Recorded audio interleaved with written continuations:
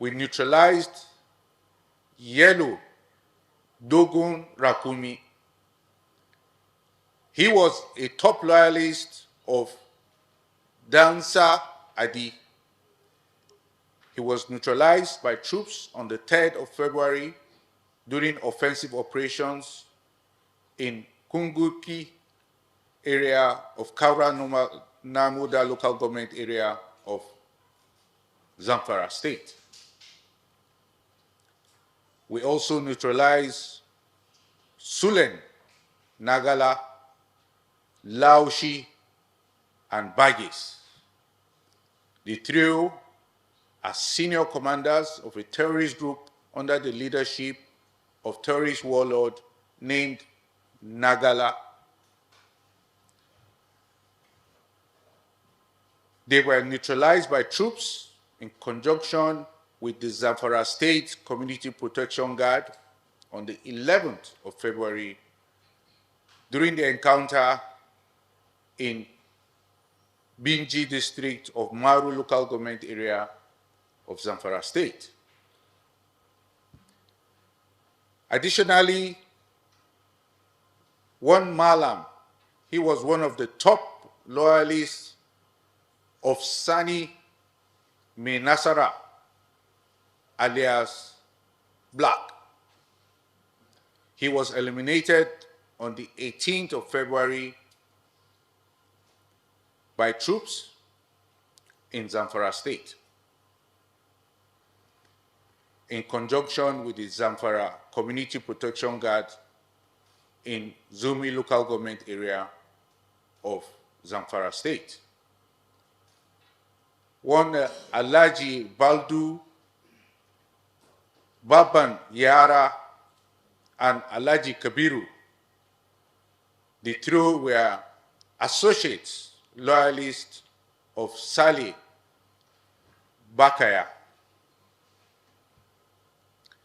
They were killed on the 24th of February during rival gang clash within Safi local government area of Zamfara State. Overall, the troops of Operation Hadir Indaji neutralized 345 terrorists. They arrested 80 suspects and they rescued 289 kidnapped hostages during the month of February. Additionally, the troops recovered 214 AK-47 rifles, 84 fabricated weapons, over 3,800 rounds of 7.62 millimeter special ammunition, amongst other items. Now we can take a look at Operation Wild Punch. The troops of Operation Wild Punch recorded the following during the month of February. On the 21st of February, the air component of Operation Wild Punch conducted air interdiction on terrorist leader enclave Boderi Ishaku. The location was observed, acquired, and subsequently engaged with rockets and cannons. The battle damage assessment revealed that several terrorists were neutralized, including the notorious terrorist leader and several of his commanders and foot soldiers. Earlier, on the 22nd of February, air component of Operation Wild Punch conducted air interdiction on another notorious terrorist enclave. The enclave belonged to Saleh Kawaji in Biningwari local government area of Kaduna State. Battle damage assessment revealed that several terrorists were neutralized and their structures destroyed as a result of the airstrike. Additionally, following the massing up of terrorists believed to be a coalition of the Kachala, Ardo, and Alaji Torso terrorist group, with the intention of reprisal attacks and burial arrangements of late terrorist kingpin Boderi in Chikum and Shiroro local government areas of Kaduna and Kogi states, respectively. The air component of Operation Wild Punch conducted air interdiction, and this was on the 23rd of February. The location was acquired and subsequently engaged with rockets and cannons. The battle damage assessment revealed that several of the terrorists were neutralized and their structures destroyed. Overall, the troops of Operation Wild Punch neutralized 150 terrorists. They arrested 161 suspects, and they rescued 44 kidnapped hostages.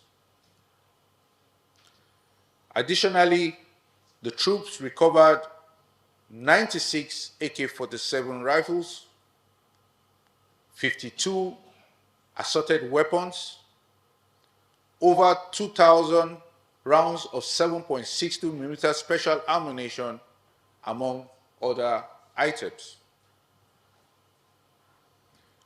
Now, we can move over to the South-South, where we have Operation Delta Safe. The troops of Operation Delta Safe maintained the momentum against the activities of crude oil theft. Significantly, on the 23rd of February, a kidnapped kingpin named David Okwala Okolowo, widely recognized as Tubaba, notorious for terrorizing river states and neighboring areas. This Tubaba succumbed to injuries that he sustained in an air strike conducted by the air component of Operation Delta Safe in Ahoda Forest, River State. The airstrike was part of a joint operation with the Nigerian police in Port Harcourt. It was initiated based on credible intelligence that indicated the presence of Tubaba and his criminal gang hiding in the swampy forest. Subsequently, the precise targeting of the strike resulted in the complete obliteration of the gathering. The notorious Tubaba was among the survivors of the airstrike. He, however, sustained several injuries from the strike. He later succumbed to his injuries at another location. It will be recalled that Tubaba had been evading authorities for several months following his alleged involvement in the ruthless murder of Bako Angbashim, a divisional police officer in Ahoda East local government area of Rivers State. The incident resulted in the killing and dismemberment of the late DPO's body. Overall, troops of Operation Delta Safe neutralized 10 terrorists and the arrest of 359 perpetrators of oil theft, as well as suspected violent extremists. Troops also denied the oil theft of close to 9 million liters of crude oil, over 1 million liters of AGO, over 18,000 liters of DPK, and over 45,000 liters of PMS during the month of February. Additionally, troops recovered 79 AK-47 weapons, among other assorted weapons, and destroyed 316 wooden boats, 3,859 assorted ammunitions, and 246 illegal refining sites were destroyed in the month of February. Now to the southeast, where we have Operation Udoka. The troops of Operation Udoka recorded the following during the month of February. The troops arrested suspected violent extremists, otherwise called the indigenous people of Biafra and their Eastern Security Network cohorts in Easy local government area of Ebonyi State. Troops conducted raid operations in Easy and Osu local government area of Ebonyi and Imo states, respectively. They also foiled Fulani local clash in Nkanu East local government area of Enugu State. Furthermore, troops conducted fighting patrols in Oguta local government area of Imo State, and they foiled kidnap incidents in Igboho North local government area of Enugu State. Overall, the troops of Operation Udoka neutralized 106 terrorists or violent extremists. 69 of them were arrested and 19 kidnapped hostages were rescued. Troops also recovered 19 AK-47 rifles, 46 pump-action guns, over 1,700 rounds of 7.62 millimeter special ammunition, among others. Now, all the recovered items, the arrested suspects, and rescued hostages have been handed over to relevant authorities for further action, including prosecution. I would like to say that certainly, if these terrorist groups don't come to the table in peace, the armed forces will continue to punish them with overwhelming military force. It will be recalled that we recently took delivery of additional air platforms to further enhance our lethal capabilities. And from the report that I have just reeled out, you will observe that it is contrary to the opinion of some. Troops are making significant strides and recording notable successes in operations across the country. Though it might not seem So to some of them, to some of us, the fact remains that remarkable progress is being made. Overall, I will urge citizens to endure today's pain for our tomorrow's gain. We should take solace in knowing that it is all in a bid to make Nigeria great again.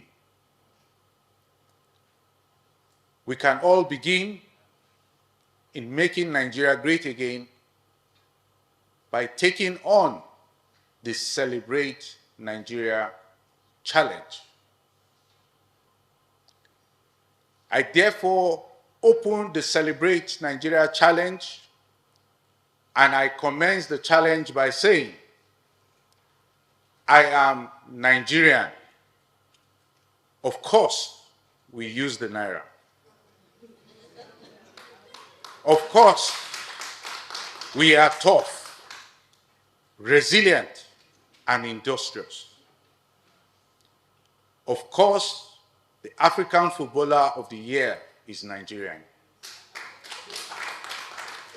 Of course, Burna Boy, Tiwa Savage, Whiskey, Ira Star, Davido, and Yemi Alade are all Nigerians. Over to you.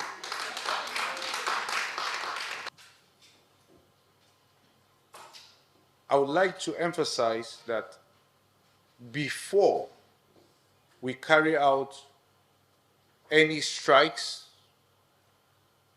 there is what we call intelligence, surveillance, and reconnaissance that is carried out at the location to confirm indeed who are those that we are seeing.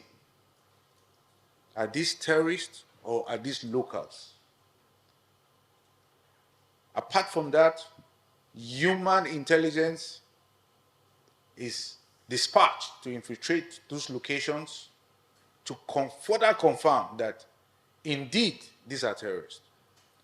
When we are now certainly sure these are terrorists, the target is acquired and subsequently engaged. This is how we carry out our airstrikes. Foiling Fulani local, or should I say headers and local clashes in the southeast. I reported that on several instances troops have done that. It means that we are doing what we are supposed to do. We will continue to do this.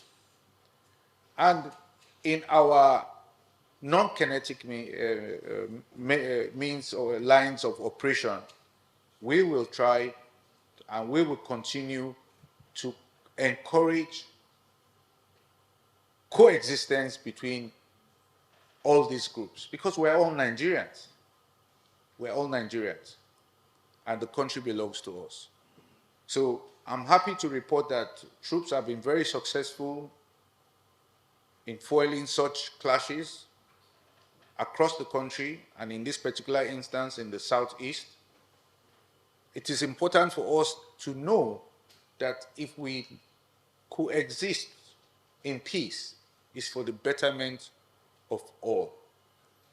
The ground needs the manure that the animals provide. And then the crops that come out of the ground is for all of us to eat as citizens. So we will continue to make progress in that direction. Now, I have said that for us in the military, what we know how to do best is to go after the enemy and to go after the adversary. The enemy in this case are the terrorists, the violent extremists, and anyone who constitutes himself, herself as a group, community, or whatsoever hindering the safety and security of citizens, you are enemy, you are adversary, we go after you. Whether or not discussions are taking place in the background for people to surrender or whatever, that one no concern us. Video by Sunday Igboho. Did I get the name right? Okay. Well, I've not seen that video. I've not seen that video. I would take my time to look for that video after this briefing. But one thing I can say is that the military has always welcomed, we have always welcomed alternative ideas. We've always welcomed communities. We've welcomed stakeholders to come forward, provide ideas on how we can change the situation and make it better. If what he's saying is to make the situation better, but if what he's saying is to disregard the armed forces of the Federal Republic of Nigeria, then definitely he's out of line, because that is against the Constitution. So I think when I watched that video, if I've not answered the question appropriately here now, when I watch that video, I think I will give the necessary response.